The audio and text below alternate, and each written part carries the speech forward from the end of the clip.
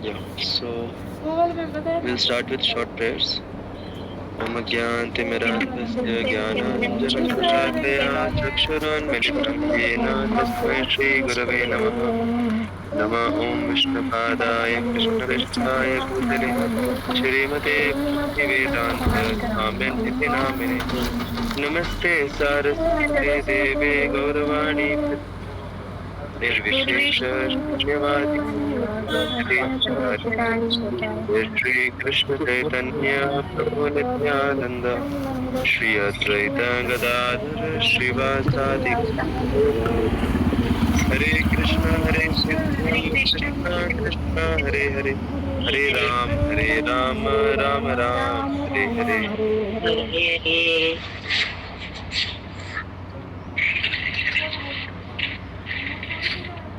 हरे कृष्णा। आप सभी का स्वागत है कृष्ण स्मरणम के सेशन में। तो अभी हम 8वें अध्याय को स्टार्ट करेंगे आज। पहले के कुछ सेशंस में हमने देखा, कुछ वीकेंड्स में, कि कृष्ण ने किन किन राक्षसों का उद्धार किया अभी तक। कोई बता सकते हैं?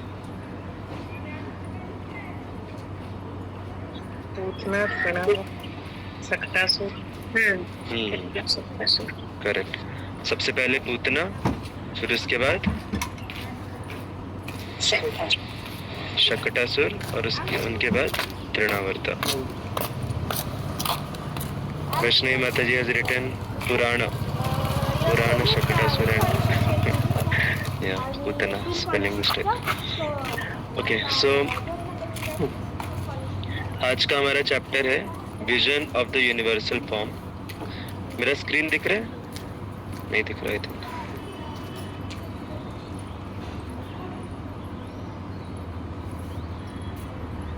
अभी दिख रहा है स्क्रीन? नहीं प्रभु जी। अच्छा, जब दिखना शुरू होगा तो थम्स अप दीजिएगा। ठीक है प्रभु जी। ओके, ठीक है। तो कौन पढ़ सकता है एक paragraph?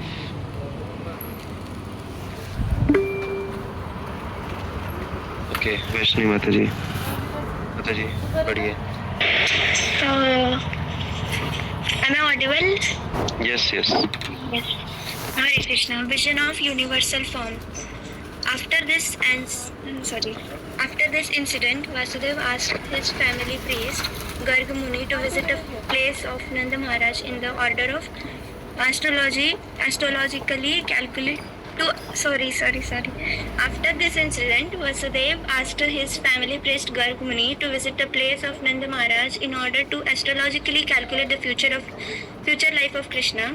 So Garg Muni was a great saintly sage who had undergone many austerities and penances and had been appointed priest of Yadu dynasty. When Garg Muni arrived at the home of Nanda Maharaj was very pleased to see him and immediately stood up and folded hands and offered his respectful obeisances. He received Garg Muni with the feeling of one who is worshipping the Supreme Personality of Godhead. He offered him the nice sitting place, and when he sat down, Nanda Maharaj offered him a warm reception. After addressing him very politely, he said, "My dear Brahmana, your appearance in a householder's place is only to enlighten. We are always engaged in the household duties and are forgetting our real duty of spiritual self-realization. So your coming to our house is to give us some enlightenment about the spiritual life. We have no business visiting householders who are always busy in the matter of dollars and cents. The only reason saintly persons and Brahmins go to the place of the householder is to enlighten him. If it is asked, why don't the householders go to the saintly persons or Brahman for enlightenment? The answer is the householders are very poor-hearted. Generally, householders think that engaging in family affairs is the prime duty and that self-realization and enlightenment in spiritual knowledge is secondary. Out of compassion only, saintly persons and Brahmins go to the householder homes. Hare Krishna. हरे कृष्णा। तो यहाँ पे thank you माता जी।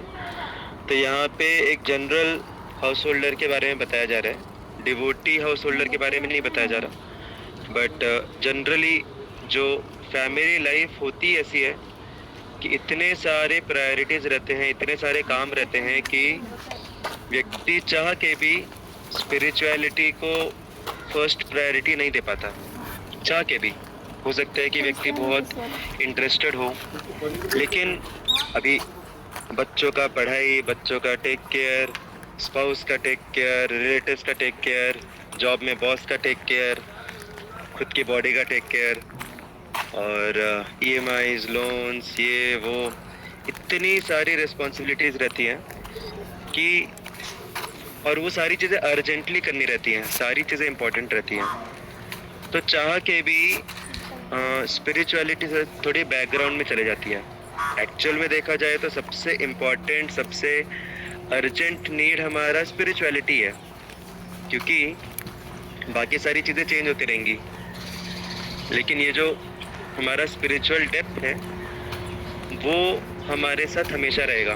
That is our eternal पूंजी, हमारी शाश्वत पूंजी है वो स्पिरिचुअल डेप्थ जो हम अचीव करते हैं स्पिरिचुअल प्रैक्टिसेस से। और स्पिरिचुअलिटी का ऐसा नहीं है कि वो एकदम लाइफ के एंड में ही उसका काम आता है। हमारे डे टू डे लाइफ में हम किस प्रकार से सिचुएशंस को हैंडल करते हैं, सिचुएशंस कभी अगर डिफ़िकल्ट हो तो उसमें हम खुद को कैसे हैंडल करते हैं, ब्रेकडाउन से बचाते हैं, मेंटल इमोशनल ब्रेकडाउन से, और हमारी डीलिंग्स कैसे रहती हैं, डीलिंग्स का जो क्वालिटी रहता है, वर्क का जो क्वालिटी रहता है, ये सारी क्वालिटीज़ हमारी काफ़ी हद तक इम्प्रूव होती हैं स्पिरिचुअलिटी से। और अल्टीमेटली तो स्पिरिचुअलिटी से भगवान से कनेक्शन तो जुड़ता ही है। So that is the ultimate benefit.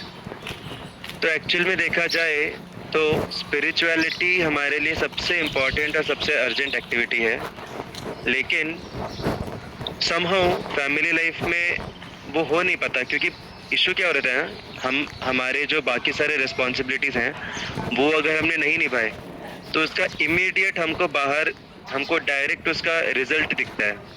Suppose अगर आपने अपने प्रोजेक्ट को ठीक से काम नहीं किया तो आपको डायरेक्ट रिजल्ट दिखेगा, बच्चों का कुछ हो गया तो डायरेक्ट रिजल्ट दिखेगा। स्पिरिचुअलिटी में कैसा रहता है, डायरेक्टली ऐसा रिजल्ट दिखता नहीं है, क्योंकि स्पिरिचुअलिटी अंदर की चीज़ है, इट्स एन इंटरनल थिंग। बाहरी उसका ऐसा टेंजिबल रिजल्ट नहीं दिखता, लगता है कि सब कुछ ठीक ठाक तो चल रहा है, लेकिन इट्स वेरी सटल।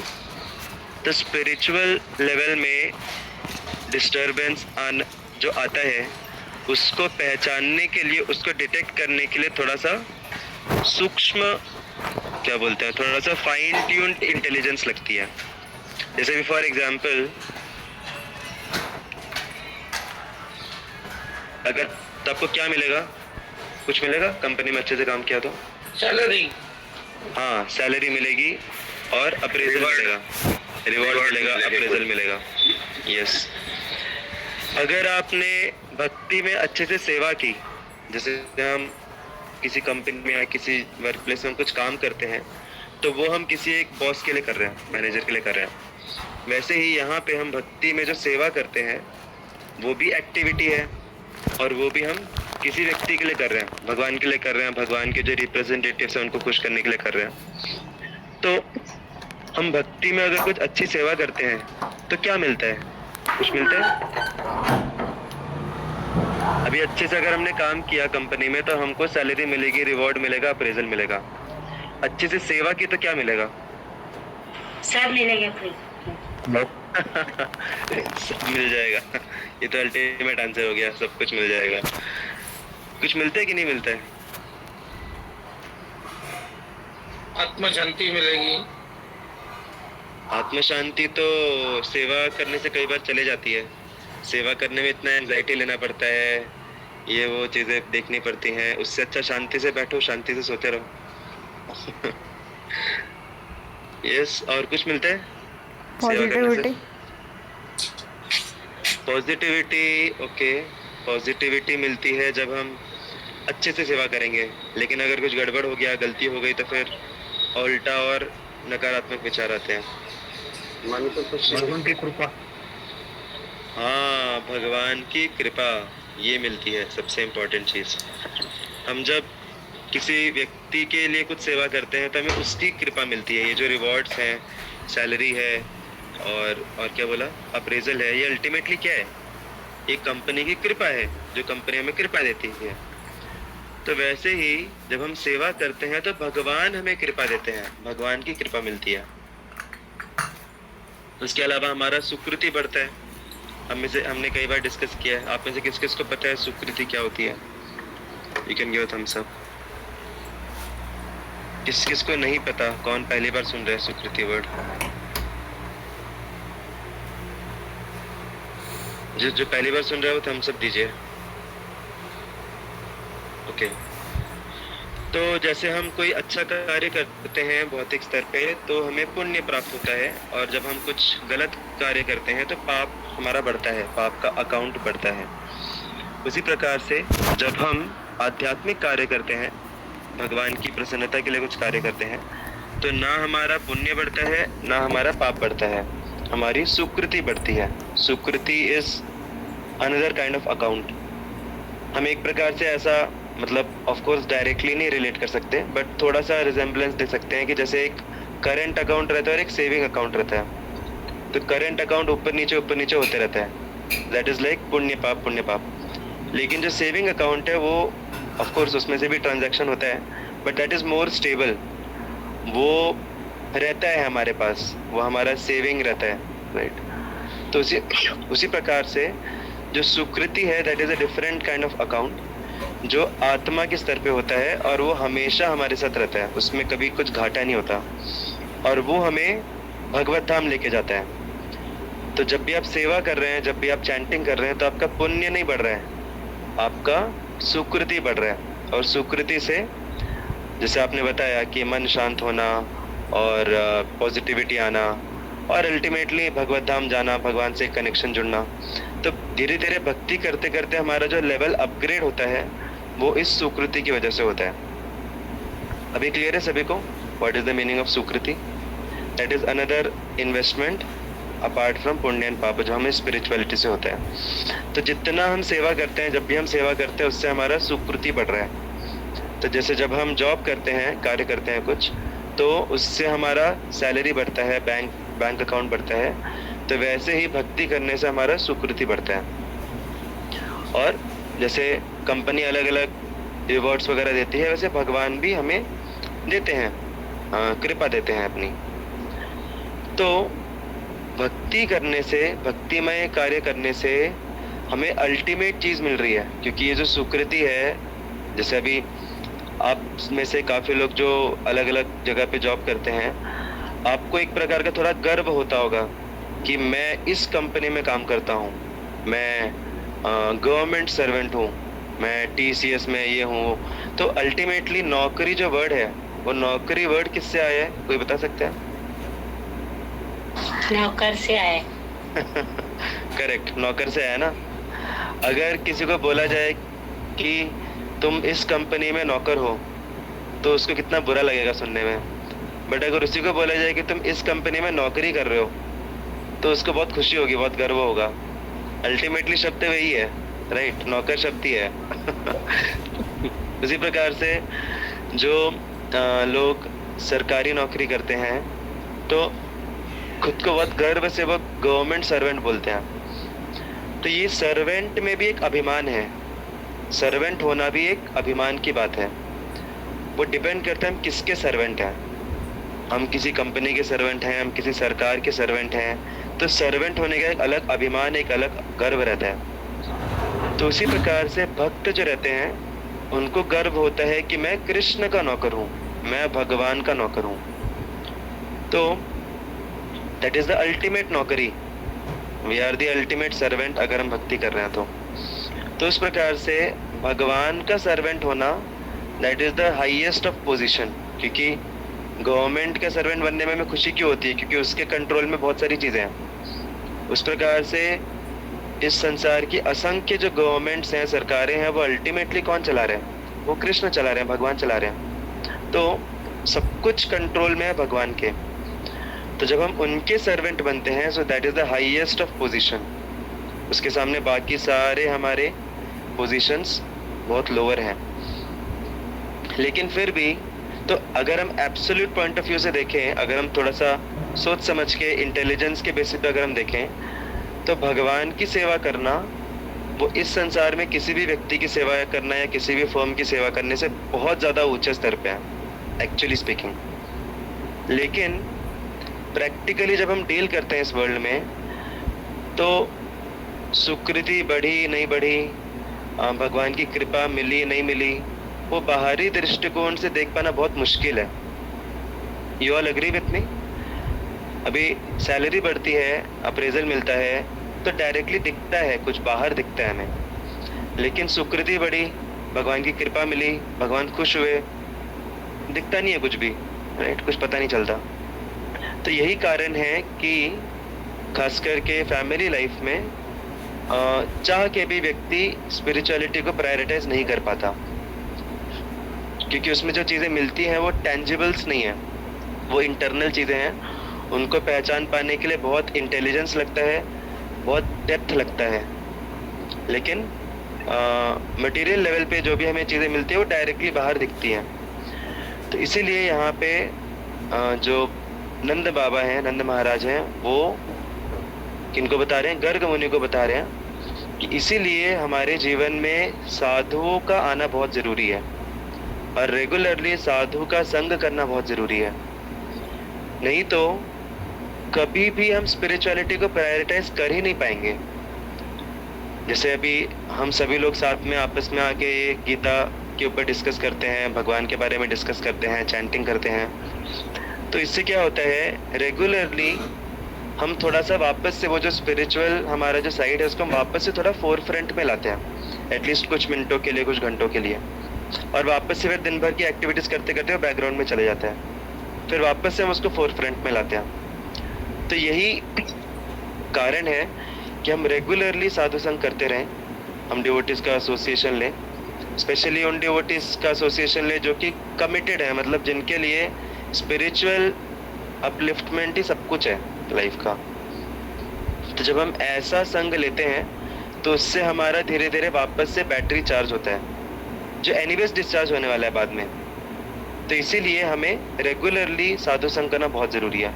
और यही कारण है कि पहले के ज़माने में जो साधु हुआ करते थे वो लोग घर घर जाते थे, फैमिली हाउस होल्डर्स के घर जाते थे, भिक्षा मांगने के बहाने जाते थे, भिक्षा मांगने के बहाने वो सेवा का मौका देते थे गृहस्थस को, क्योंकि उनका अल्टीमेटली अगर वो सेवा नहीं करेंगे, अपना कुछ धन अगर दान में नहीं देंगे, तो पूरे तरीके से उस धन को अपने स्वार्थ में लगाएंगे और उसका शुद्धिकरण नहीं हो पाएगा। धन से उनका अटैचमेंट और बढ़ते जाएगा और धन के साथ बहुत सारा कर्मा भी इन्वॉल्व रहता है। तो जैसे खाने के साथ बहुत कुछ इन्वॉल्व रहता है कर्मा, लेकिन जब हम भगवान को अर्पण करते हैं, उसका नैवेद्य लगाते हैं थोड़ा सा पार्ट, ऐसे नहीं कि पूरा का पूरा खाना हम भगवान को अर्पण करते हैं, उसका थोड़ा सा पार्ट हम अर्पण करते हैं भगवान को, तो इससे पूरा का पूरा खाना प्यूरीफाई हो जाता है। वैसे ही जब हमारे धन का कुछ अंग हम थोड़ा सा पार्ट हम भगवान की सेवा में लगाते हैं, तो उससे पूरा का पूरा हमारी जो पूंजी है वो शुद्ध हो जाती है। तो यही कारण रहता था कि पहले के ज़माने में साधु संत लोग घर घर जाके भिक्षा मांगते थे, और साथ ही साथ सिर्फ ऐसे भीख नहीं मांगते थे, वो उसी बहाने थोड़ा सा चर्चा करते थे फैमिली वालों से, थोड़ा सा उनका आध्यात्मिक ज्ञान देते थे, उनको याद दिलाते थे कि तुम एक मनुष्य नहीं हो, तुम ये मनुष्य नहीं हो जिसको जो आध्यात्मिक जीवन का कभी पालन करने का प्रयास कर रहा है। तुम एक्चुअल में तुम्हारी जो अस्तित्व है, तुम्हारा जो आइडेंटिटी है वो आध्यात्मिक है। ये हम सभी ने सुना है कि हम सभी एक्चुअली हम सोल हैं। कुछ समय के लिए अभी हम लोग आत्मा कब से हैं? आप लोग कितने दिनों से आत्मा हो? कोई बता सकते हैं कितने दिनों से आप लोग आत्मा हो? हमेशा आत्मा रहे, हमेशा से, right?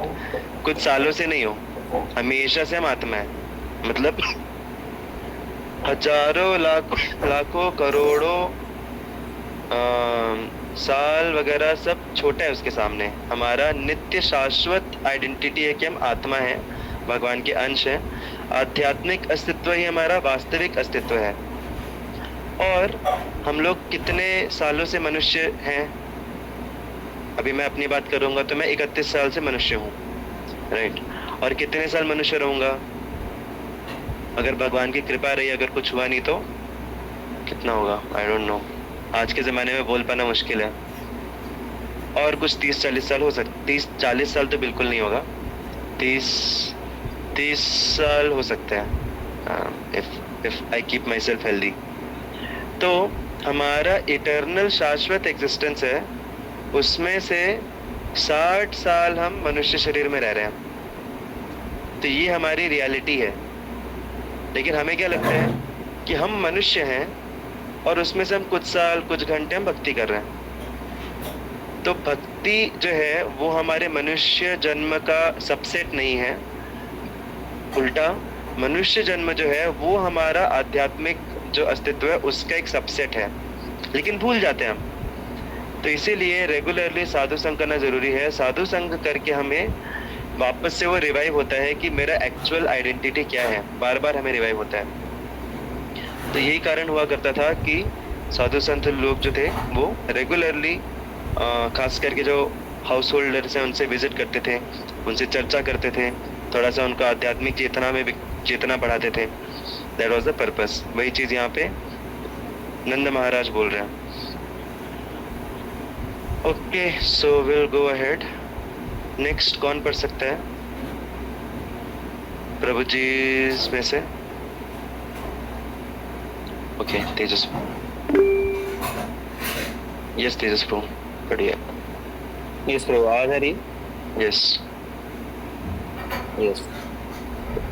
Nanda Maharaj addressed Garga Muni as one of the great authorities in astrological science. The foretellings of astrological science, such as the occurrence of solar or lunar eclipses, are wonderful calculations, and by this particular science, a person can understand the future very clearly. Garga Muni was proficient in this knowledge. By this knowledge, one can also understand what his previous activities were that are causing him to enjoy or suffer in this life. Hare Krishna. Hare Krishna. Thank you Tejas प्रभु। तो यहाँ पे astrology जो है वो एक science है। हमने पहले भी डिस्कस किया था हमारे जिज्ञासा सेशन में कि ये कुछ ढोंग या ऐसे टाइम पास नहीं है, ये प्रॉपर साइंस है। जैसे एस्ट्रोनॉमिकल साइंस पता है आप सभी को? What is astronomical science? किस किस को पता है एस्ट्रोनॉमिकल साइंस? एस्ट्रोनॉमी, एस्ट्रोनॉमी का मतलब होता है कि उसमें हम ग्रह, नक्षत्रों, तारों को हम ऑब्जर्व करते हैं, कैलकुलेशंस करते हैं। तो एस्ट्रोलॉजी जो है वो उसका भी डीपर लेवल है। जैसे एलोपैथी जो है वो हमारे शरीर को ट्रीट करता है बहुत ऊपरी स्तर पे। जैसे अगर पेट दर्द हो रहा है, सर दर्द हो रहा है, तो हम एलोपैथिक दवाई लेंगे, उससे वो ठीक हो जाएगा। मतलब वो क्या करता है, इफेक्ट के ऊपर काम करता है, इफेक्ट को ठीक करता है। लेकिन उसका जो रूट कॉज है वो उसको ट्रीट करने में बहुत लिमिटेशंस रहते हैं एलोपैथिक मेडिसिन में। लेकिन आयुर्वेद क्या करता है, आयुर्वेद उसी का एक डीपर लेवल है जो कि रूट कॉज पे एक्ट करता है। You all agree with me कि Ayurveda is acting on the root cause of the problem.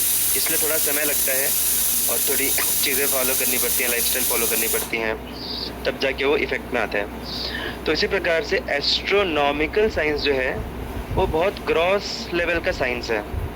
उससे हम ज़्यादा से ज़्यादा क्या प्रेडिक्ट कर सकते हैं कि क्या प्रेडिक्ट कर सकते हैं? कुछ प्रेडिक्ट कर सकते हैं? एस्ट्रोनॉमी से कुछ प्रेडिक्ट करते हैं कि हम कि नहीं? हाँ, करते हैं ना। ग्रह नक्षत्र की शांति करवाते हैं। नहीं, वो तो एस्ट्रोलॉजी में होता है, ज्योतिष शास्त्र में होता है। मैं एस्ट्रोनॉमी की बात कर रहा हूँ। एस्ट्रोनॉमी में कुछ भी प्रेडिक्ट नहीं कर पाते हम। सप्तर्षि, ध्रुव तारा, वो सब एस्ट्रोलॉजी में आया। आप लोग समझ नहीं पा रहे फर्क। एस्ट्रोलॉजी मतलब ज्योतिष शास्त्र, और एस्ट्रोनॉमी मतलब जो आजकल के साइंटिस्ट लोग जो करते हैं, जो टेलीस्कोप लगा के में आई थिंक ये ग्रहण वगैरह मेटेरियड्स कब गिर सकते हैं या कौन से डायरेक्शन में जाते हैं। करेक्ट। मीटियोर्स कब गिरेंगे, कहाँ गिरेंगे, कौन से डायरेक्शन में जा रहे हैं, कौन सा प्लैनेट कितनी दूर चला गया या फिर आउट ऑफ सोलर सिस्टम गया। यस, और ज़्यादा से ज़्यादा एक्सप्लॉइट करने का चाहेंगे, क्योंकि और हम कितना एक्सप्लॉइट कर सकते हैं यूनिवर्स को। करेक्ट। क्या दूसरे प्लैनेट्स हैं, क्या ब्लैक होल्स हैं कहीं पे, गैलेक्सीज कहाँ पर हैं, ये सारी चीज़ें हम एस्ट्रोनॉमिकल साइंस में देखते हैं, मॉडर्न साइंस में, एस्ट्रोनॉमी में। लेकिन जो एस्ट्रोलॉजिकल साइंस है, ये ज्योतिष शास्त्र जो है, इसमें ग्रह नक्षत्रों तारों वही चीज़ों को ऑब्जर्व करके हम बहुत डीपर लेवल की चीज़ों को समझ सकते हैं कि लोगों का फ्यूचर कैसे होगा, और तिथि वगैरह, कौन सा शुभ समय है, कौन सा अशुभ समय है, और ग्रहण, जैसे आप लोगों ने बोला ग्रहण कब लग रहा है। तो एस्ट्रोलॉजी में हम डीपर लेवल की चीज़ों को हम समझ पाते हैं। So it is a deeper level of science जो कि आजकल के मॉडर्न साइंटिस्ट लोग नहीं समझ सकते। तो उनको क्या लगता है, अरे सब बकवास है, ये सब ऐसे ही अंधश्रद्धा है, ऐसा लोगों को लगता है। और ऊपर से काफ़ी सारे ऐसे ज्योतिषी भी रहते हैं जो कि लोगों को चीट करते हैं, तो उससे फिर और ज़्यादा लोगों का इसके ऊपर से भरोसा उठता है। लेकिन ये एक प्रकार का प्रॉपर शास्त्र है, प्रॉपर एक विज्ञान है एस्ट्रोलॉजिकल साइंस। ऑफ कोर्स भक्तों के केस में उतना मैटर नहीं करता, क्योंकि जब हम भक्ति करना शुरू करते हैं तो हमारा जितना तीव्रता से हम भक्ति कर रहे हैं उतना ही हमारा जो जीवन का जो कुछ भी आने वाला है सिचुएशंस, वो ग्रह नक्षत्रों के हाथ से निकल के वो डायरेक्ट भगवान के हाथों में आ जाते हैं।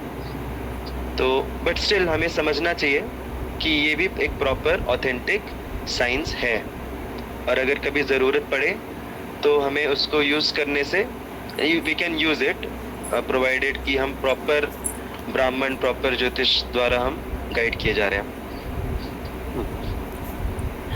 Okay, so we can read one more paragraph, छोटा सा ही है। माता जी इसमें से कोई पढ़ सकते हैं जल्दी से?